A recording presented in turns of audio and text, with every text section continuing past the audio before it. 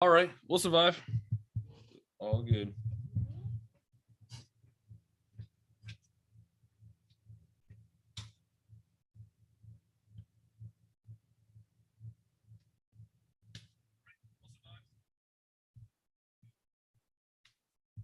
We got YouTube in the house. What is happening?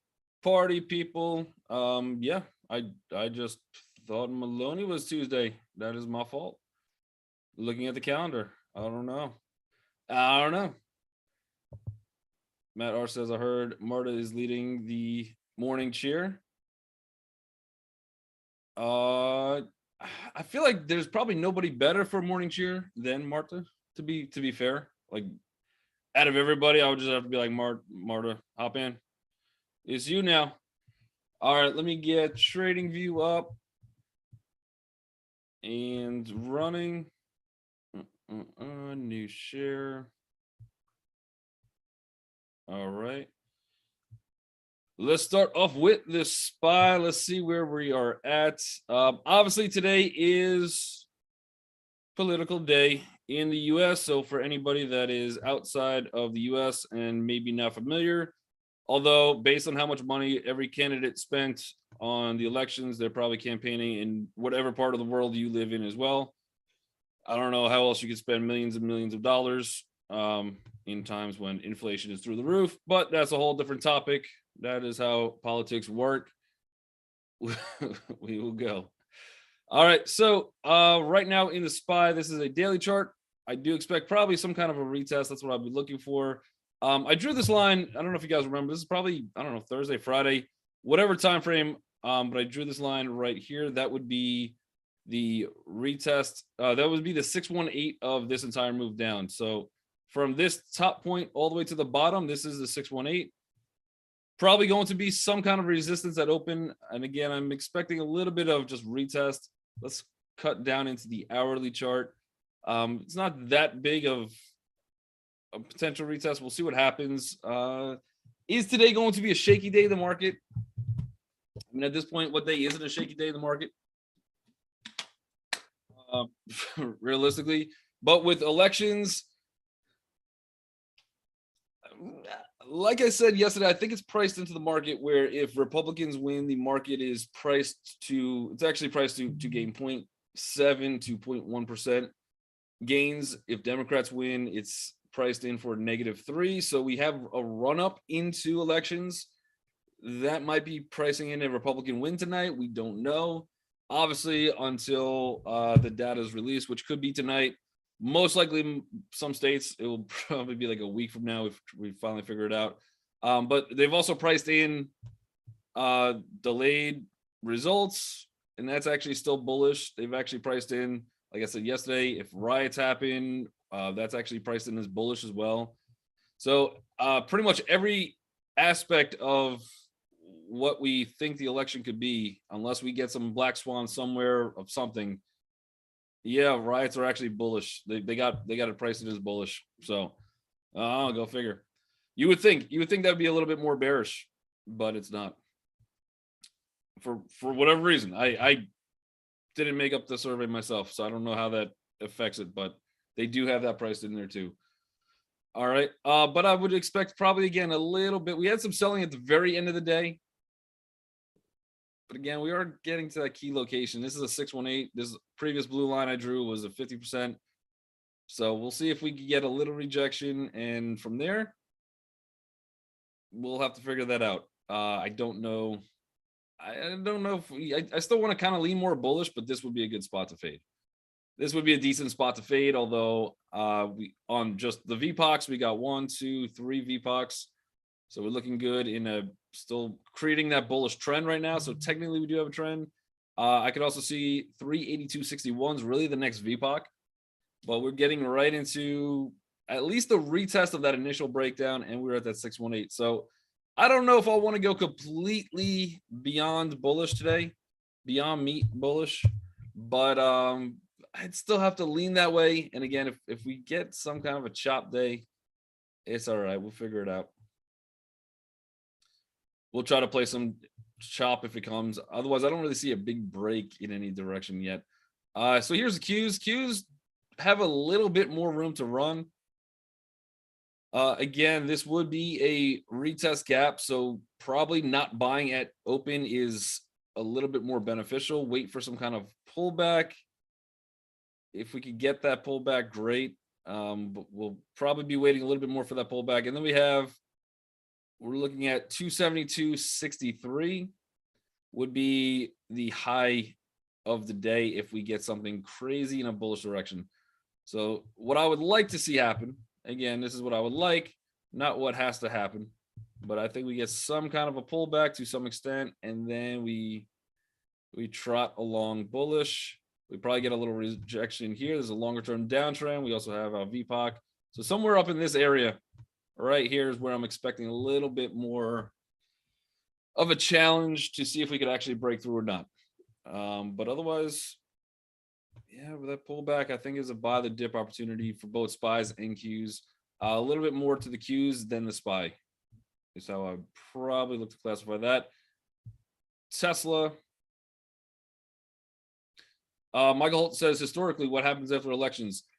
So historically, after the elections, the next 12 months is extremely bullish. Yep, the next 12 months is extremely bullish. So let me see if I can find that chart real quick, just so you can see that. What happens after elections in the markets? It's I think on average it's about 18%. It was a good chart that I had yesterday. I don't know what I did with it, but let's see if I can find it.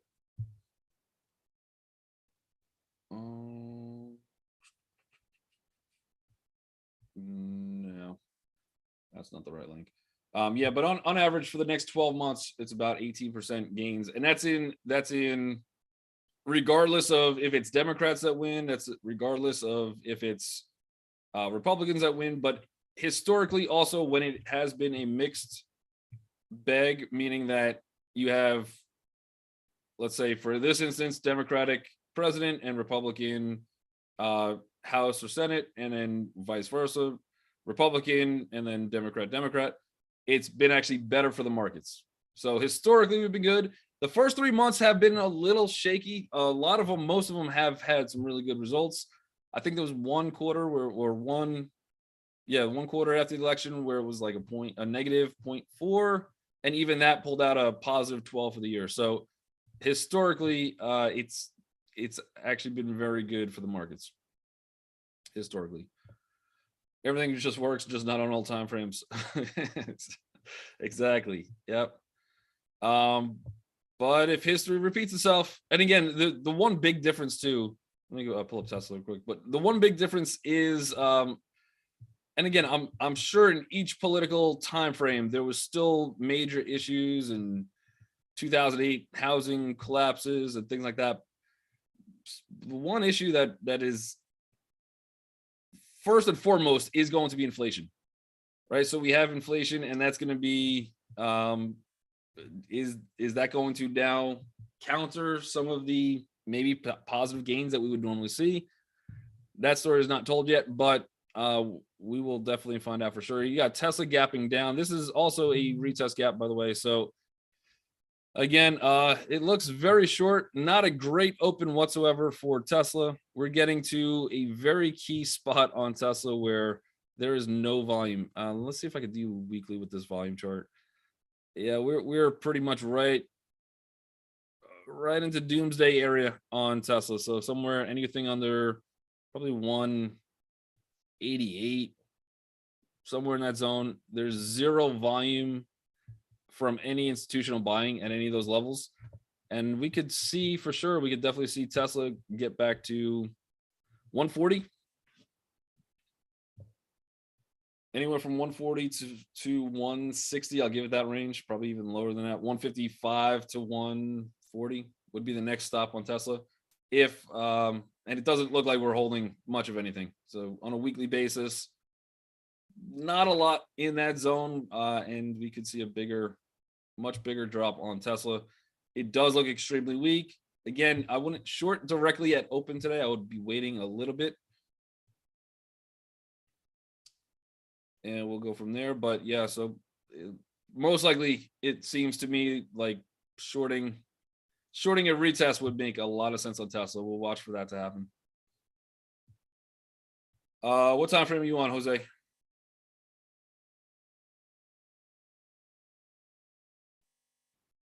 guess I don't need this one. This one to me, I mean, it depends on where we start from. So this is again a weekly chart. I think this is 1, 2, 3, 4, 5.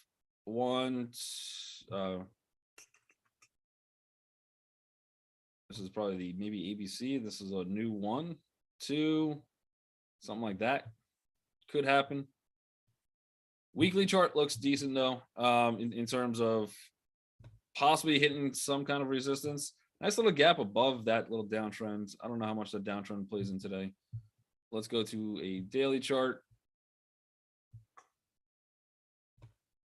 Daily chart. So again, bullish. It's a decent spot where it's opening. Technically, it's gapping above that little downtrend. Watch out for, I think the high of this one today is 150.82. So I would watch that spot kind of closely. That would be the first kind of retest where maybe we get some. Also, you have 150 is a nice psychological whole number. We've run a pretty decent amount recently. The chips are still holding. Even if we go to AMD, you're getting some kind of a bullish run on the chips.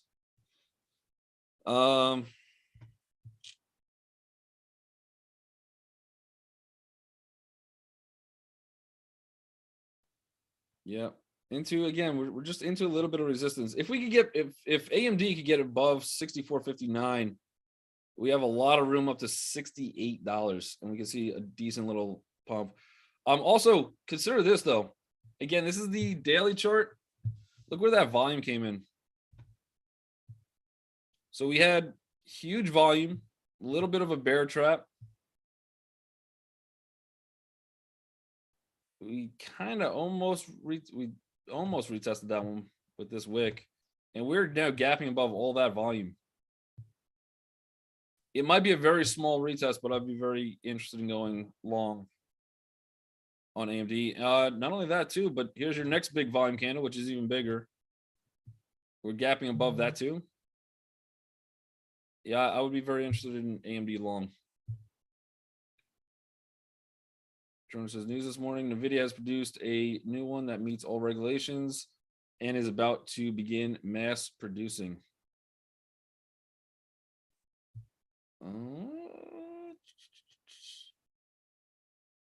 Yeah. Yeah, relatively decent gap. Again, the only thing that I'm worried about is obviously that first target as to where we go in this. Even with that news, I think AMD has a little bit better room to run. At least without the next resistance coming quicker. All right, we got Apple just kind of hanging out. Again, technically it is a retest gap, so this one should retest. We're not really breaking any key volumes. We are into a little bit of resistance. We'll have to see how this works. The 10 EMA is still far away, so we still have, if you're playing into the 10 EMA, that's going to be about $3 to the upside. Otherwise, no real edge in the morning. We got Amazon, which has been extremely weak. I mean, again, the earnings were not great on Amazon whatsoever. It's still Amazon. Like, don't don't get me twisted. It's still Amazon. It's not going anywhere. There will be a good spot to buy. I'm not buying yet. I'm just waiting a little bit longer on Amazon to see what happens.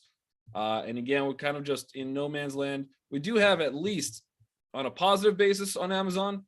This is now our second move higher on VPOX. We could be, especially if we start ending today with a higher VPOC than yesterday, this could be potentially a start of some kind of a bounce, right? So keep in mind, I actually wouldn't be mind. We can't do 10 EMA out of the gate, but to me, it looks like we could be potentially starting some kind of a trend. I wouldn't mind playing it bullish. I think at this point you have a good little what is that, hammerish doji candle. My stop would be probably under that, so $87.80, and get in as soon as possible.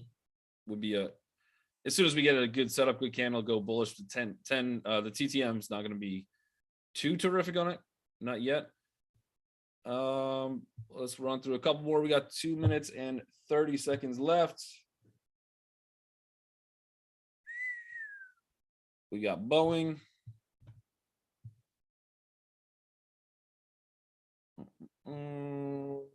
Just hanging out. Boeing's had a crazy run already. If you own Boeing, I would start to look to sell some calls. Anything probably like 175 calls would make some sense. We have a lot of resistance up there, but again, it's kind of already run a decent amount for solar. Not really doing too much. SPY, we looked at pins. Was Coinbase down as well? Pins probably just fades away. Fades to I don't know about the zero. Maybe they get bought out or something. I don't know. I just never understood the business model of pins. Coin pre-market looks very weak. Again, we have a little bit of support now, but you don't really want to break this hammer or that wick. It looks to me like we are breaking that wick on coin. So maybe we get some buying it open and then we just get some kind of green candle. We could take a breakdown, but overall coin does look kind of not great. Does have a little support area. You got riding to the moon, RIDE. Ride. Yeah, that's one heck of a gap. I can't believe this is a two. I mean, I can't like. I guess I can't say I can't believe, but I'm more shocked, I guess, is my initial reaction when I see this price at $2.28. But I could definitely believe it. So I haven't looked at this one in, I don't know, maybe a year, maybe 9 months, something like that. I didn't realize they were so low. It's got some kind of good support. Finally. This looks like just earnings. Looks like they missed on earnings. Surprise. Yep. Negative loss. Jumping. Zero surprise on revenue because they make no money. Yeah, that seems like a fadeable gap. I would probably fade that one. Doesn't make sense. All right. Unfortunately, we are out of time in YouTube land. Thank you guys for joining us. Sorry, we were started a little bit late with you guys. We'll be back tomorrow. And we will catch you guys all then. Take it easy.